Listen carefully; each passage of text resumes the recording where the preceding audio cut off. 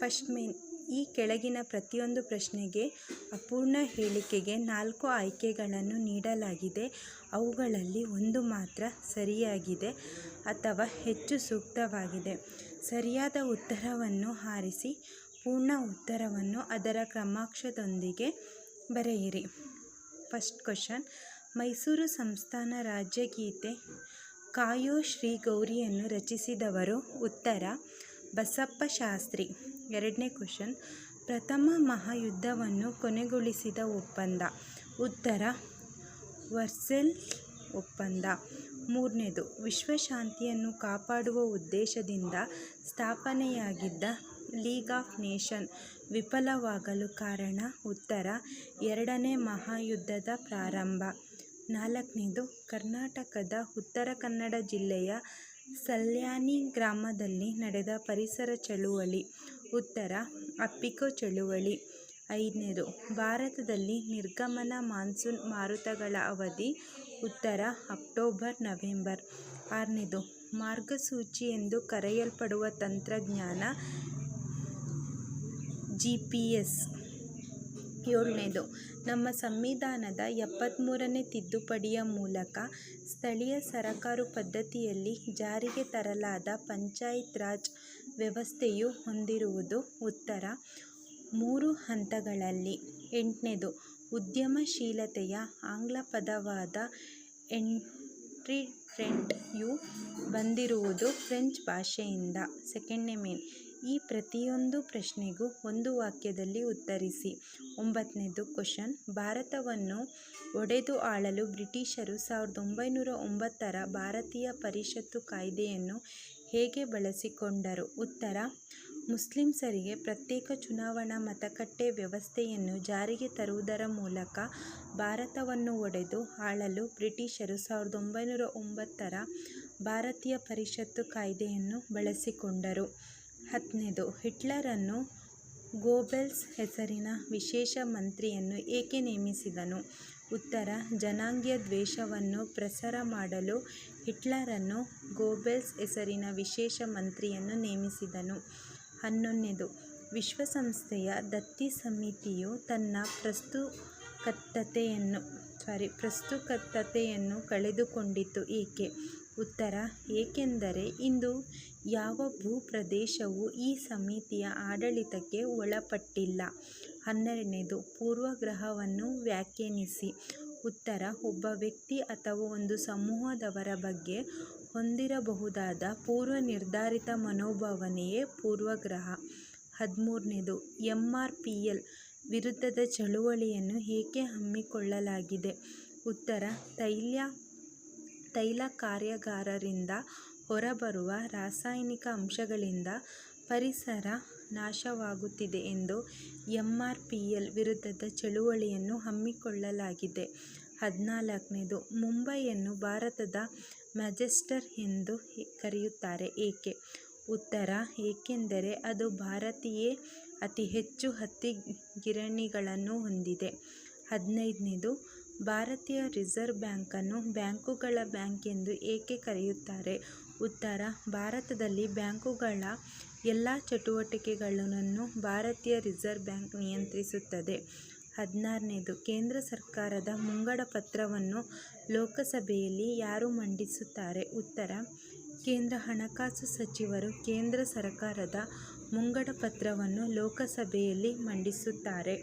Third main ಈ ಪ್ರತಿಯೊಂದು ಪ್ರಶ್ನೆಗೂ 2 ರಿಂದ 4 ವಾಕ್ಯಗಳಲ್ಲಿ ಅಥವಾ ಅಂಶಗಳಲ್ಲಿ ಉತ್ತರಿಸಿ. 17ನೇ ಕ್ವಶನು, ಸಾರ್ವಜನಿಕ ಆಡಳಿತ ಉಪಯೋಗಗಳನ್ನು ಪಟ್ಟಿ ಮಾಡಿ. ಉತ್ತರ ಮಾನವನ ಸರ್ವಾಂಗೀಣ ಅಭಿವೃದ್ಧಿಗೆ ಸಹಾಯಕ, ಸಾರ್ವಜನಿಕ ಹಿತಾಸಕ್ತಿಯನ್ನು ಕಾಪಾಡುತ್ತದೆ, ಸರ್ಕಾರದ ಆಧಾರ ಸ್ತಂಭವಾಗಿದೆ, ಸಾಮಾಜಿಕ ಜವಾಬ್ದಾರಿ, ಸಾರ್ವಜನಿಕ ಆಡಳಿತದ ಹೃದಯ, ಕಾನೂನು ಮತ್ತು ನೀತಿಗಳ ಅನುಷ್ಠಾನ, ಸಾಮಾಜಿಕ ಭದ್ರತೆಯನ್ನು ದೃಢಪಡಿಸುತ್ತದೆ, ಶಾಸಕಾಂಗ ಮತ್ತು ಕಾರ್ಯಾಂಗಕ್ಕೂ ಸಹಾಯ, ಸುಖಿ ರಾಜ್ಯಕ್ಕೆ ಅವಶ್ಯಕ.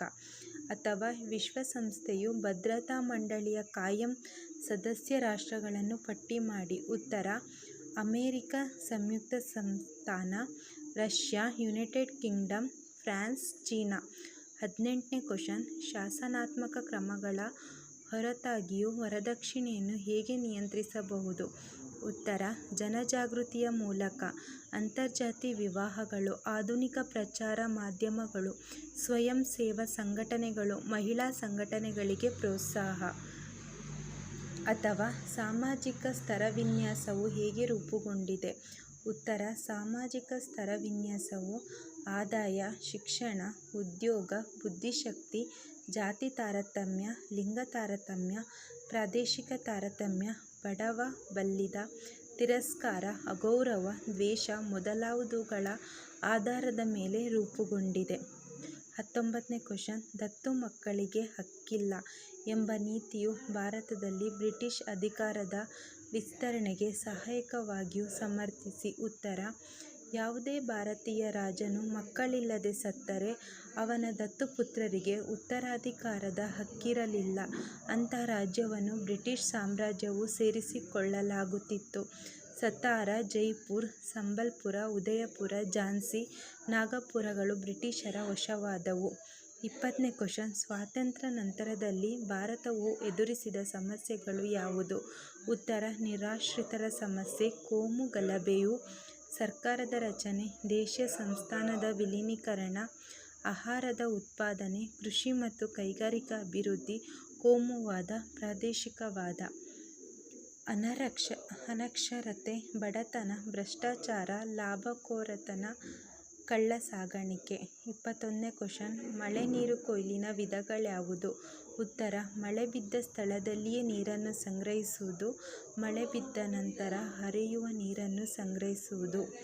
22ನೇ ಕ್ವಶನ್, ತೋಟಗಾರಿಕೆ ಮತ್ತು ಪುಷ್ಪ ಬೇಸಾಯಗಳು ಭಾರತೀಯ ರೈತರ ಅಭಿವೃದ್ಧಿಗೆ ಸಹಾಯ ಮಾಡಿವೆ, ಸಮರ್ಥಿಸಿ. ಉತ್ತರ, ಹೆಚ್ಚು ವಾಣಿಜ್ಯ ಮಾದರಿ ಬೆಳೆಗಳಾಗಿವೆ, ಅಲ್ಪಾವಧಿಯ ಬೆಳೆಗಳಾಗಿವೆ, ಸರ್ಕಾರವು ಹೆಚ್ಚು ಪ್ರಾಮುಖ್ಯತೆ ನೀಡುತ್ತಿದೆ, ಅಪಾರ ಪ್ರಗತಿಯನ್ನು ಸಾಧಿಸಿವೆ, ರೈತರ ಆದಾಯ ವೃದ್ಧಿಯನ್ನು ಪೂರಕವಾಗಿದೆ. 23ನೇ ಕ್ವಶನ್, ಹಸಿರು ಕ್ರಾಂತಿಯು ಹಲವಾರು ಅಂಶಗಳಿಂದ ಪ್ರಭಾವಿತವಾಗಿದೆ, ಸಮರ್ಥಿಸಿ. ಉತ್ತರ, ತೀವ್ರ ಬರಗಾಲ, ಆಹಾರ ಧಾನ್ಯಗಳ ಕೊರತೆ, ಹೆಚ್ಚು ಇಳುವರಿ ಕೊಡುವ ಬೀಜಗಳು, ರಾಸಾಯನಿಕ ಗೊಬ್ಬರಗಳ ಬಳಕೆ, ಕ್ರಿಮಿನಾಶಕಗಳ ಬಳಕೆ, ನೀರಾವರಿ ಸೌಲಭ್ಯಗಳ ಬಳಕೆ, ಸಹಾಯಧನ ವ್ಯವಸ್ಥೆ, ಕಡಿಮೆ ಬಡ್ಡಿದರದಲ್ಲಿ ಸಾಲ, ಉಗ್ರಾಣಗಳ ವ್ಯವಸ್ಥೆ, ಚೈತ್ಯಾಗಾರಗಳ ವ್ಯವಸ್ಥೆ ಇತ್ಯಾದಿ. 24ನೇ ಕ್ವಶನ್, ಗ್ರಾಹಕರ ಸಂರಕ್ಷಣೆ ಕಾಯ್ದೆಯು ಗ್ರಾಹಕರ ಹಿತರಕ್ಷಣೆಯನ್ನು ಹೇಗೆ ಮಾಡುತ್ತದೆ? ಉತ್ತರ, ಗ್ರಾಹಕ ಸಂರಕ್ಷಣೆ ಕಾಯ್ದೆಯು ಸುರಕ್ಷತೆ ಮತ್ತು ಗುಣಮಟ್ಟಕ್ಕೆ ಮೊದಲ ಪ್ರಾಶಸ್ತ್ಯ ನೀಡುವುದು, ಅಪಾಯಕಾರಿ ವಸ್ತುಗಳ ತಯಾರಿಕೆ ಮತ್ತು ಮಾರಾಟವನ್ನು ತಪ್ಪಿಸುವುದು, ಮಾರುಕಟ್ಟೆಯಲ್ಲಿ ನಡೆಯಬಹುದಾದ ಅನುಚಿತ ವ್ಯಾಪಾರ ಪದ್ಧತಿಗಳನ್ನು ತಡೆಗಟ್ಟುವುದು, ಗುಣಮಟ್ಟ, ಅಳತೆ, ತೂಕ, ಬೆಲೆ ಇತ್ಯಾದಿಗಳ ಮೇಲೆ ನಿಗಾ ವಹಿಸುವುದು, ಬಳಕೆದಾರನು ತಾವು ಖರೀದಿಸುವ ವಸ್ತು ಅಥವಾ ಸೇವೆಗಳಿಂದ ತೊಂದರೆಗೆ ಒಳಗಾದಲ್ಲಿ ಅವರಿಗೆ ಸೂಕ್ತ ಪರಿಹಾರ ಕೊಡಿಸುವುದು, ಗ್ರಾಹಕ ಶಿಕ್ಷಣ ನೀಡುವ ಮೂಲಕ ಜನರಲ್ಲಿ ಜಾಗೃತಿ ಮೂಡಿಸುವುದು, ಸರಕುಗಳ ಆಯ್ಕೆಯ ಹಕ್ಕು, ಸರಕುಗಳ ಬಗ್ಗೆ ಮಾಹಿತಿಯ ಹಕ್ಕು, ಗ್ರಾಹಕರ ಶೋಷಣೆಯ ವಿರುದ್ಧದ ಹಕ್ಕು, ಮೋಸ ವಂಚನೆಯ ವಿರುದ್ಧ ಹಕ್ಕುಗಳನ್ನು ನೀಡಿ ಗ್ರಾಹಕರ ಹಿತರಕ್ಷಣೆಯನ್ನು ಮಾಡುತ್ತದೆ. 4th ಮೇನ್, ಈ ಪ್ರಶ್ನೆಗಳಿಗೆ 6 ವಾಕ್ಯ ಅಂಶಗಳಲ್ಲಿ ಉತ್ತರಿಸಿ. 25ನೇ ಕ್ವಶನ್, ಭಾರತದಲ್ಲಿ ಹೊಸ ಜಲಮಾರ್ಗವನ್ನು ಕಂಡುಹಿಡಿಯಲು ಕಾರಣವಾದ ಅಂಶಗಳನ್ನು ವಿವರಿಸಿ. ಉತ್ತರ, ಟರ್ಕರು ಕಾನ್ಸ್ಟಾಂಟಿನೋಪಲ್ ನಗರವನ್ನು ವಶಪಡಿಸಿಕೊಂಡರು. ಎಲ್ಲ ವ್ಯಾಪಾರ ಮಾರ್ಗಗಳನ್ನು ಟರ್ಕರ ನಿಯಂತ್ರಣಕ್ಕೆ ಅವರ ವ್ಯಾಪಾರದ ಮೇಲೆ ತೀವ್ರತರದ ತೆರಿಗೆಗಳನ್ನು ವಿಧಿಸತೊಡಗಿದರು. ಇದರಿಂದ ವರ್ತಕರಿಗೆ ವ್ಯಾಪಾರ ಲಾಭದಾಯಕವಾಗಲಿಲ್ಲ. ಯುರೋಪಿಯನ್ ರಾಜರು ನಾವಿಕರಿಗೆ ನೀಡಿದ ಪ್ರೋತ್ಸಾಹ, ವಿಸ್ಕೂಚಿ, ಅಸ್ಟ್ರೊಲೋಬ್, ಸಿಡಿಮದ್ದು ಮೊದಲಾದವುಗಳ ವೈಜ್ಞಾನಿಕ ಆವಿಷ್ಕಾರ ಅಥವಾ ಬ್ರಿಟಿಷ್ ಭೂಕಂದಾಯ ಪದ್ಧತಿಯಿಂದ ಭಾರತೀಯ ರೈತರ ಮೇಲಾದ ಪರಿಣಾಮಗಳನ್ನು ವಿವರಿಸಿ. ಉತ್ತರ, ರೈತರನ್ನು ಶೋಷಿಸುವ ಹೊಸ ಜಮೀನ್ದಾರಿ ವರ್ಗ ಸೃಷ್ಟಿಯಾಯಿತು. ರೈತರು ವಿವಿಧ ಬಗೆಯ ಸಂಕಷ್ಟಗಳಿಗೆ ಒಳಗಾದರು. ಭೂಮಿ ಮಾರಾಟದ ವಸ್ತುವಾಯಿತು. ಅನೇಕ ಜಮೀನ್ದಾರರು ಕೂಡ ಕಂದಾಯ ಸಲ್ಲಿಸಲು ಭೂಮಿಯನ್ನು ಪರಭಾರೆ ಮಾಡಿದರು. ಕೃಷಿ ಕ್ಷೇತ್ರ ವಾಣಿಜ್ಯೀಕರಣಗೊಂಡಿತು. ಹಣದ ಲೇವಾದೇವಿಗಾರರು ಬಲಿಷ್ಠರಾಗತೊಡಗಿದರು. ರೈತರು ಸಾಲದಲ್ಲಿಯೇ ಹುಟ್ಟಿ ಸಾಲದಲ್ಲಿಯೇ ಬೆಳೆದು ಸಾಲದಲ್ಲಿಯೇ ಸಾಯುವಂತಾಯಿತು. 26ನೇ ಕ್ವಶನ್. ಅರಣ್ಯಗಳು ನಮಗೆ ಹಾಗೂ ಪರಿಸರಕ್ಕೆ ಅತ್ಯಂತ ಉಪಯುಕ್ತವಾಗಿದೆ ಹೇಗೆ? ಉತ್ತರ: ಶುದ್ಧವಾಯು, ಆಹಾರ ಹಾಗೂ ಮೇವನ್ನು ಪೂರೈಸುತ್ತದೆ. ಉತ್ತಮ ಮಳೆ ತರಲು ಸಹಾಯವಾಗಿದೆ. ಮಣ್ಣಿನ ಸವೆತಗಳನ್ನು ನಿಯಂತ್ರಿಸುತ್ತದೆ. ಪ್ರಾಣಿ ಪಕ್ಷಿಗಳಿಗೆ ಆಶ್ರಯ ತಾಣವಾಗಿದೆ. ಔಷಧೀಯ ಸಸ್ಯಗಳ ಆಹಾರವಾಗಿದೆ.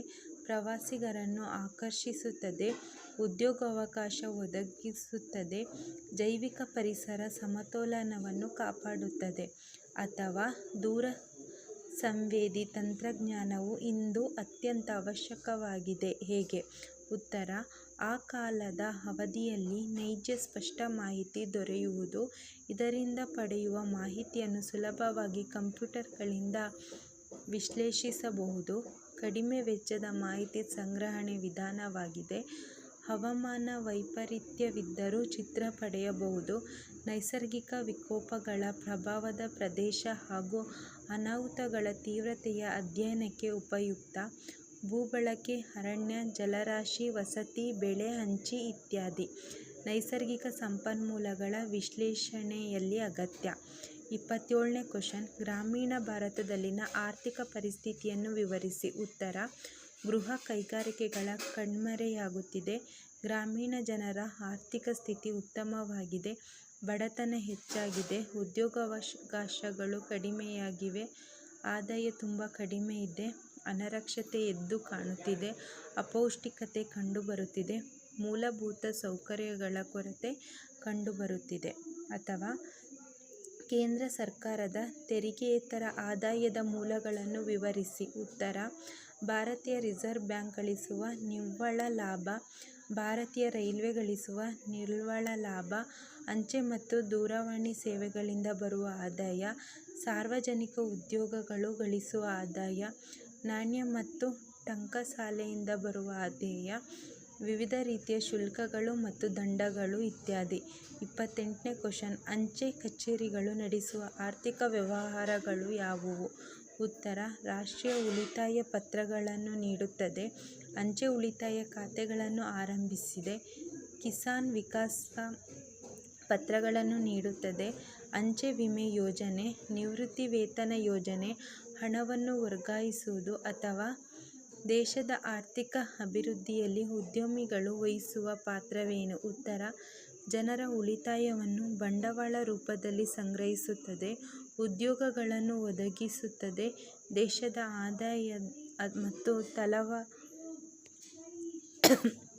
ತಲವರಮಾನ ಹೆಚ್ಚಿಸುತ್ತಾರೆ. ಮಾರುಕಟ್ಟೆಗಳನ್ನು ಅಭಿವೃದ್ಧಿಪಡಿಸುತ್ತಾರೆ. ಉತ್ತಮ ವಸ್ತುಗಳನ್ನು ಕಡಿಮೆ ದರದಲ್ಲಿ ಒದಗಿಸುವುದು. ಜನರ ಜೀವನ ಮಟ್ಟ ಉತ್ತಮಗೊಳ್ಳಲು ಶ್ರಮಿಸುತ್ತಾರೆ. ಕೈಗಾರಿಕೆಗಳನ್ನು ಅಭಿವೃದ್ಧಿಪಡಿಸುತ್ತಾರೆ. ಸಮಾಜದ ಏಳಿಗೆಗೆ ಸಹಾಯ ಮಾಡುತ್ತಾರೆ. ದೇಶದ ರಫ್ತು ವ್ಯಾಪಾರಗಳನ್ನು ಹೆಚ್ಚಿಸುತ್ತಾರೆ. ಪ್ರಾಂತಿಕ ತಾರತಮ್ಯಗಳನ್ನು ನಿವಾರಿಸುತ್ತಾರೆ. 29ನೇ ಕ್ವಶನ್. ಶ್ರೀ ನಾರಾಯಣ ಗುರು ಸರ್ವಪರಿಪಾಲನಾ ಯೋಗಂ ಜಾರಿಗೆ ತಂದ ಸುಧಾರಣಾ ಕಾರ್ಯಗಳಾವುವು? ಉತ್ತರ: ಹಿಂದುಳಿದ ಮತ್ತು ಶೋಷಣೆಗೊಳಗಾದ ಸಮುದಾಯಗಳ ಸಬಲೀಕರಣದ ಗುರಿ. ಕೇರಳದಲ್ಲಿ ಸಾಮಾಜಿಕ ಪ್ರತಿರೋಧನ ಚಳುವಳಿಗಳನ್ನು ಪ್ರಾರಂಭಿಸಿದರು. ಮನುಷ್ಯನು ಘನತೆಯಿಂದ ಬದುಕುವ ಸಮಾಜದ ನಿರ್ಮಾಣದ ಉದ್ದೇಶ. ಮಾನವ ಕುಲಕ್ಕೆ ಒಂದೇ ಜಾತಿ, ಒಂದೇ ಧರ್ಮ ಮತ್ತು ಒಬ್ಬನೇ ದೇವರು. ಕೆಳ ಸಮುದಾಯಗಳಿಗೆ ಪ್ರವೇಶ ನಿರಾಕರಿಸುತ್ತಿದ್ದ ದೇವಾಲಯಗಳಿಗೆ ಪರ್ಯಾಯ ದೇವಾಲಯಗಳನ್ನು ಕಟ್ಟಿದರು. ವೈಕಂ ಸತ್ಯಾಗ್ರಹ ಎಂಬ ದೇವಾಲಯ ಪ್ರವೇಶ ಚಳುವಳಿಯನ್ನು ನಡೆಸಿದರು. ಗುರುವಾಯೂರ್ ದೇವಾಲಯ ಪ್ರವೇಶ ಚಳುವಳಿಯು ಮತ್ತೊಂದು ಮಹತ್ವದ ಘಟನೆ. 30 1857 ರ ದಂಗೆಯ ವಿಫಲತೆಗೆ ಕಾರಣಗಳನ್ನು ವಿವರಿಸಿ. 30ನೇ ಕ್ವಶನ್. 1857ರ ದಂಗೆಯ ವಿಫಲತೆಗೆ ಕಾರಣಗಳನ್ನು ವಿವರಿಸಿ. ಉತ್ತರ: ಇಡೀ ಭಾರತವನ್ನು ವ್ಯಾಪಿಸಿದ ಹೋರಾಟವಾಗಿರಲಿಲ್ಲ. ರಾಜರು ಮತ್ತು ಜಮೀನ್ದಾರರ ಸಹಿತಾಸಕ್ತಿಗಾಗಿ ನಡೆಸಿದ ಯೋಚಿತ ಹೋರಾಟವಾಗಿರಲಿಲ್ಲ. ಭಾರತೀಯ ಸೈನಿಕನಿದ್ದ ಖಿನ್ನತೆ, ಸೂಕ್ತ ಮಾರ್ಗದರ್ಶನವಿರಲಿಲ್ಲ. ವ್ಯವಸ್ಥಿತ ಸಂಘಟನೆಯ ಕೊರತೆ ಇತ್ತು. ಸೂಕ್ತ ಸೇನಾ ನಾಯಕತ್ವ ಮತ್ತು ಶಿಸ್ತಿನ ಕೊರತೆ ಇತ್ತು.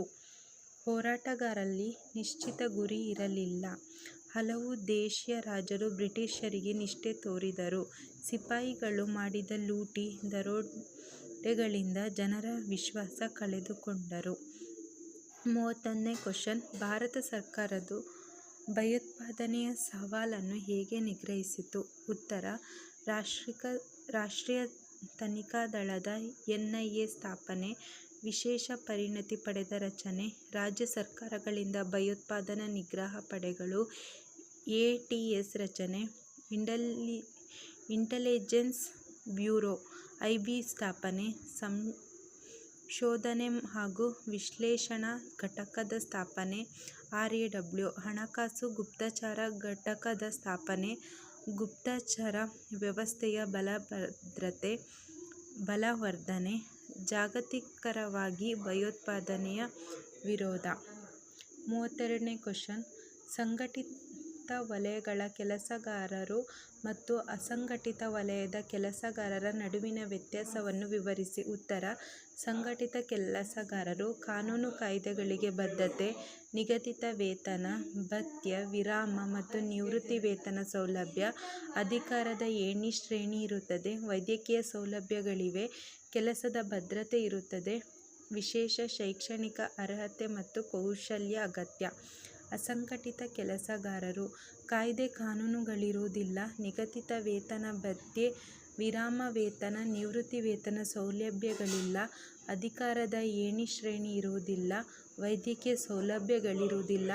ಕೆಲಸದ ಭದ್ರತೆ ಇರುವುದಿಲ್ಲ. ವಿಶೇಷ ಶೈಕ್ಷಣಿಕ ಅರ್ಹತೆ ಮತ್ತು ಕೌಶಲ್ಯ ಅಗತ್ಯವಿದೆ. 33ನೇ ಕ್ವಶನ್. ಭೂಕುಸಿತಕ್ಕೆ ಕಾರಣಗಳೇನು? ಉತ್ತರ: ಪರ್ವತಗಳಲ್ಲಿ ಹರಿಯುವ ನೀರು, ಸಮುದ್ರ ತೀರಗಳಲ್ಲಿನ ಅಲೆಗಳು ಭೂಮಿಯನ್ನು ಕೊರೆಯುವುದು, ಪರ್ವತ ವಲಯಗಳಲ್ಲಿ ರಸ್ತೆ, ರೈಲು ಮಾರ್ಗ, ಕಾಲುವೆಗಳ ನಿರ್ಮಾಣ, ಸಡಿಲವಾದ ಮಣ್ಣಿನ ಪದರ, ಗಣಿಗಾರಿಕೆ, ಅರಣ್ಯನಾಶ, ಕಡಿದಾದ ಇಳಿಜಾರಿಕೆಯ ಉಳುಮೆ ಮಾಡುವುದು. 5th main. ಈ ಕೆಳಗಿನ ಪ್ರಶ್ನೆಗಳಿಗೆ 8 ವಾಕ್ಯ ಅಂಶಗಳಲ್ಲಿ ಉತ್ತರಿಸಿ. 34ನೇ ಕ್ವಶನ್. ಭಾರತದ ಸ್ವಾತಂತ್ರ್ಯ ಹೋರಾಟದಲ್ಲಿ ಬುಡಕಟ್ಟು ದಂಗೆಗಳ ಪಾತ್ರವನ್ನು ವಿವರಿಸಿ. ಉತ್ತರ: ಬ್ರಿಟಿಷರ ಕಂದಾಯ ಮತ್ತು ಅರಣ್ಯ ನೀತಿಗಳು ಬುಡಕಟ್ಟು ದಂಗೆಗಳಿಗೆ ಪ್ರೇರಣೆಯಾದವು. ಸಂತಾಲರ ದಂಗೆ ಮತ್ತು ಮುಂಡ ಚಳುವಳಿ ಪ್ರಮುಖವಾಗಿದೆ. ಕರ್ನಾಟಕದಲ್ಲಿ ಹಲಗಲಿಯರ, ಬೇಡರ ಬಂಡಾಯವು ಗಮನಾರ್ಹವಾಗಿದೆ. ಕಾಯಂ ಜಮೀನ್ದಾರಿ ಪದ್ಧತಿಯಿಂದ ಈ ಬುಡಕಟ್ಟು ಜನರು ನಿರ್ಗತಿಕರಾದರು. ಸಂತಾಲರ ಬಂಗಾಲ ಮತ್ತು ಒಡಿಶಾದ ಗುಡ್ಡಗಾಡು ಪ್ರದೇಶಗಳಲ್ಲಿ ವಾಸ. ಸಂತಾಲರು ರಹಸ್ಯ ಸಭೆಗಳು ನಡೆಸಿದರು. ಜಮೀನ್ದಾರರು ಮತ್ತು ಮಹಾಜನರನ್ನು ಲೂಟಿ ಮಾಡಲು ನಿರ್ಧರಿಸಿದರು. ದಂಗೆಯು ಭಾಗತ್ಪುರ ಮತ್ತು ರಾಜಮಹಲ್ಗಳಲ್ಲಿ ತೀವ್ರವಾಯಿತು. ಜಮೀನ್ದಾರರು ಮತ್ತು ಲೇವಾದೇವಿದಾರರು ಪಲಾಯನ ಮಾಡಿದರು. ಸಂತಾಲರ ದಂಗೆಯನ್ನು ಹತ್ತಿಕ್ಕಲು ಬ್ರಿಟಿಷರು ಸೈನ್ಯವನ್ನು ಬಳಸಿಕೊಂಡರು. ಸಂತಾಲರ ದಂಗೆಯ ನಂತರ ಅನೇಕ ಹೋರಾಟಗಳು ಪ್ರೇರಣೆಯಾಯಿತು. ಅಥವಾ ದಯಾನಂದ ಸರಸ್ವತಿಯವರ ಕೊಡುಗೆಗಳನ್ನು ವಿವರಿಸಿ. ಉತ್ತರ: ಆರ್ಯ ಸಮಾಜವನ್ನು ಸ್ಥಾಪಿಸಿದರು. ದೇಶದಾದ್ಯಂತ ಸಂಚರಿಸಿ ಉಪನ್ಯಾಸಗಳನ್ನು ನೀಡಿದರು. ವೇದಗಳು ಸತ್ಯ ಮತ್ತು ಜ್ಞಾನದ ಮೂಲವೆಂದರು. ವೇದಗಳಿಗೆ ಹಿಂತಿರುಗಿ ಎಂದು ಘೋಷಿಸಿದರು. ವಿಗ್ರಹಾರಾಧನೆ, ಜಾತಿ ಪದ್ಧತಿಯನ್ನು ಖಂಡಿಸಿದರು. ವಿಧವಾ ವಿವಾಹವನ್ನು ಪ್ರೋತ್ಸಾಹಿಸಿದರು. ಶಾಲೆ ಮತ್ತು ಕಾಲೇಜುಗಳ ಸ್ಥಾಪನೆ, ಸ್ವದೇಶಿ ವಸ್ತುಗಳ ಬಳಕೆಗೆ ಕರೆ ನೀಡಿದರು. ಸತ್ಯಾರ್ಥ ಪ್ರಕಾರ ಕೃತಿ ರಚಿಸಿದರು. ಶುದ್ಧಿ ಚಳುವಳಿಯನ್ನು ಆರಂಭಿಸಿದರು. ಭಾರತೀಯರಿಗೆ ಭಾರತ ಎಂದು ಘೋಷಿಸಿದರು. 35ನೇ ಕ್ವಶನ್. ಮಣ್ಣಿನ ಸವೆತವನ್ನು ತಡೆಗಟ್ಟುವ ವಿಧಾನಗಳ್ಯಾವುವು? ಉತ್ತರ: ಇಳಿಜಾರಿಗೆ ಅಡ್ಡಲಾಗಿ ಉಳುಮೆ ಮಾಡುವುದು, ಅಡ್ಡಬದುಗಳನ್ನು ನಿರ್ಮಿಸುವುದು, ಹಂತ ಹಂತವಾಗಿ ವ್ಯವಸಾಯ ಕ್ಷೇತ್ರಗಳ ನಿರ್ಮಾಣ, ಅರಣ್ಯ ನಾಶವನ್ನು ತಡೆಗಟ್ಟುವುದು, ಅರಣ್ಯಗಳ ಬೆಳವಣಿಗೆಯನ್ನು ಪ್ರೋತ್ಸಾಹಿಸುವುದು, ಅತಿಯಾದ ಮೇಯಿಸುವುದು ನಿಯಂತ್ರಿಸುವುದು, ನೀರಿಗೆ ಯೋಚಿತ ಬಳಕೆ, ಚೆಕ್ ಡ್ಯಾಂಗಳ ನಿರ್ಮಾಣ. ಅಥವಾ ಕೈಗಾರಿಕೆಗಳ ಸ್ಥಾನೀಕರಣ ಮೇಲೆ ಪ್ರಭಾವ ಬೀರುವ ಅಂಶಗಳ್ಯಾವುವು? ಉತ್ತರ: ಕಚ್ಚಾ ವಸ್ತುಗಳು, ಶಕ್ತಿ ಸಂಪನ್ಮೂಲ, ಮಾರುಕಟ್ಟೆ, ಸಂಚಾರ ಸೌಲಭ್ಯ, ಕಾರ್ಮಿಕರ ಪೂರೈಕೆ, ಬಂದರುಗಳ ಸೌಲಭ್ಯ, ಕಡಿಮೆ ದರದ ಭೂಮಿ ದೊರೆಯುವಿಕೆ, ತಾಂತ್ರಿಕತೆ, ಸರ್ಕಾರದ ನೀತಿ ನಿಯಮಗಳು ಇತ್ಯಾದಿ. 36ನೇ ಕ್ವಶನ್. ನಾಲ್ವಡಿ ಕೃಷ್ಣರಾಜ ಒಡೆಯರ ಸಾಧನೆಗಳನ್ನು ವಿವರಿಸಿ. ಉತ್ತರ: ಪ್ರಾಥಮಿಕ ಶಾಲೆಗಳಲ್ಲಿ ಶಿಕ್ಷಣ ಶುಲ್ಕ ರದ್ದು, ಪ್ರಾಥಮಿಕ ಶಿಕ್ಷಣಕ್ಕೆ ಹೆಚ್ಚಿನ ಆದ್ಯತೆ, ಹೆಣ್ಣು ಮಕ್ಕಳ ವಿದ್ಯಾಭ್ಯಾಸ ಏಳಿಗೆಗೆ ನೆರವು, ಮೈಸೂರು ವಿಶ್ವವಿದ್ಯಾನಿಲಯ ಸ್ಥಾಪನೆ, ವಿದೇಶಗಳಲ್ಲಿ ವಿದ್ಯಾಭ್ಯಾಸಕ್ಕೆ ಹೋಗುವವರೆಗೂ ವಿದ್ಯಾರ್ಥಿ ವೇತನ, ಬೆಂಗಳೂರಿನಲ್ಲಿ ಭಾರತೀಯ ವಿಜ್ಞಾನ ಸಂಸ್ಥೆಯ ಸ್ಥಾಪನೆ, ಕಾವೇರಿ ನದಿಗೆ ಅಣೆಕಟ್ಟು ನಿರ್ಮಾಣ, ಹೊಸ ರೈಲು ಮಾರ್ಗಗಳ ನಿರ್ಮಾಣ, ಸಣ್ಣ ಮತ್ತು ದೊಡ್ಡ ಪ್ರಮಾಣದ ಕೈಗಾರಿಕೆಗಳ ಸ್ಥಾಪನೆ, ಭದ್ರಾವತಿ ಕಬ್ಬಿಣ ಮತ್ತು ಉಕ್ಕಿನ ಕಾರ್ಖಾನೆ, ಸಿಮೆಂಟ್ ಕಾರ್ಖಾನೆ, ಕಾಗದ ಕಾರ್ಖಾನೆ, ಬೆಳಗೊಳ ರಾಸಾಯನಿಕ ಗೊಬ್ಬರ ಕಾರ್ಖಾನೆ, ಮಂಡ್ಯ ಸಕ್ಕರೆ ಕಾರ್ಖಾನೆ, ಬೆಂಗಳೂರು ಸಾಬೂನು ಕಾರ್ಖಾನೆ, ನ್ಯಾಯ ವಿಧಾನದ ಸಭೆಯ ರಚನೆ. 37ನೇ ಕ್ವಶನ್. ಭ್ರಷ್ಟಾಚಾರವನ್ನು ನಿಯಂತ್ರಿಸಲು ಸರ್ಕಾರವು ಕೈಗೊಂಡಿರುವ ಕ್ರಮಗಳನ್ನು ವಿವರಿಸಿ. ಉತ್ತರ: ಲೋಕಪಾಲ ಸಂಸ್ಥೆಯ ಸ್ಥಾಪನೆ, ಲೋಕಾಯುಕ್ತ ಸಂಸ್ಥೆಯ ಸ್ಥಾಪನೆ, ಲೋಕಪಾಲ ಮತ್ತು ಲೋಕಾಯುಕ್ತ ಸಂಸ್ಥೆಗಳನ್ನು ಬಲಪಡಿಸುವುದು, ಕೇಂದ್ರೀಯ ಜಾಗೃತ ಆಯೋಗದ ಸ್ಥಾಪನೆ, ಭ್ರಷ್ಟಾಚಾರ ತಡೆ ಕಾಯ್ದೆ 1988ರ ಜಾರಿ, ಮಾಹಿತಿ ಹಕ್ಕು ಕಾಯ್ದೆ 2005ರ ಜಾರಿ, ಸರ್ಕಾರಿ ಕಚೇರಿಗಳಲ್ಲಿ ಸಿಸಿ ಕ್ಯಾಮೆರಾಗಳ ಅಳವಡಿಕೆ, ಕಡತಗಳ ವಿಲೇವಾರಿ, ಇ-ಆಫೀಸ್ ವ್ಯವಸ್ಥೆ ಜಾರಿ, ಸಕಲ ಜಲಸ್ಪಂದನ ಜನಸೇವಕ ಯೋಜನೆಗಳ ಜಾರಿ, ಸರ್ಕಾರಿ ಕಚೇರಿಗಳಲ್ಲಿ ದೂರು ಪೆಟ್ಟಿಗೆಗಳನ್ನು ಇಡಲಾಗಿದೆ. 6th May 38. ಈ ಕೆಳಗಿನಗಳಲ್ಲಿ ಯಾವುದಾದರೂ 5 ನಿಮಗೆ ಕೊಟ್ಟಿರುವ ಭಾರತದ ನಕ್ಷೆಯನ್ನು ಗುರುತಿಸಿ. ಭಾರತ ನಕ್ಷೆಯನ್ನು ಬರಿಬೇಕು ಮತ್ತು ಕೊಟ್ಟಿರುವ ಸ್ಥಳಗಳನ್ನು ಗುರುತಿಸಬೇಕು. ಇಂದಿರಾ ಪಾಯಿಂಟ್ 23°30° ಉತ್ತರ ಅಕ್ಷಾಂಶ, ಪಾಕ್ ಜಲಸಮಾಧಿ, ಭಾಗ್ರ ನಂಗಲ್ ಅಣೆಕಟ್ಟು, ತಾರಸ್ಪುರ, ಮುಂಬೈ, ಕೊಚ್ಚಿ, ಪಾರದೀಪ, ವಿಶಾಖಪಟ್ಟಣ, ದುರ್ಗಾಪುರ. ದೃಷ್ಟಿ ವಿಕಲಚೇತನ ವಿದ್ಯಾರ್ಥಿಗಳಿಗೆ ಪರ್ಯಾಯ ಪ್ರಶ್ನೆ ಇರುತ್ತೆ.